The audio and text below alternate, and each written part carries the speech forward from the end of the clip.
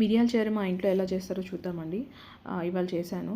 So first అయితే మనకి మసాలా కోసం అయితే పెప్పర్, కందిపప్పు, ధనియాలు, చింతపండు, జీలకర్ర అండ్ కొంచెం వెల్లుల్లి కావాలి. వాటితో పాటు టమోటా అండ్ కొత్తిమీర వేసుకుంటాము. ఫస్ట్ అయితే ఈ మసాలా అంతా కలిపి మిక్సీ చేసుకొని ఉంచుకోవాలి. తర్వాత ఈ టమోటా అండ్ కొంచెం ఎండుమిరపకాయలు అండ్ ఈ చింతపండు రసం అంతా కలిపి ఇట్లా ఒక ఏమంటారు లిక్విడ్ లాగా ఇట్లా పీసుకేసుకొని పెట్టుకోవాలి. సో తర్వాత తాలింపులో మనం పక్కన ప్రిపేర్ చేసుకున్న మసాలాతో సహా అదంతా వాటర్ ఏముందో అదంతా వేసేయాలి.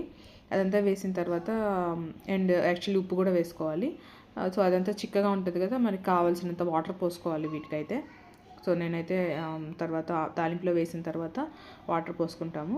ఆ వాటర్ అంతా పోసిన తర్వాత కొంచెం ఉప్పు సారి చూసుకొని బాగా మరగనివ్వడమే. మరిగిన తర్వాత ఫైనల్గా లాస్ట్లో కొంచెం కొత్తిమీర వేసుకుంటాము. అంతే సింపుల్ అండి. ఇది మనకి నార్మల్గా ఎప్పుడైనా జ్వరం వచ్చినప్పుడు, నోరు బాగాలేనప్పుడు కానీ లేకపోతే ఏదన్నా కొంచెం అరగకుండా ఉంటుంది కదా మనకి, అట్లాంటప్పుడు ఈ మిరియాల రసం తిన్నా కూడా చాలా మంచిది, చాలా బాగుంటుంది నోటికి. ఓకే, ఇలా చేస్తామండి మేము.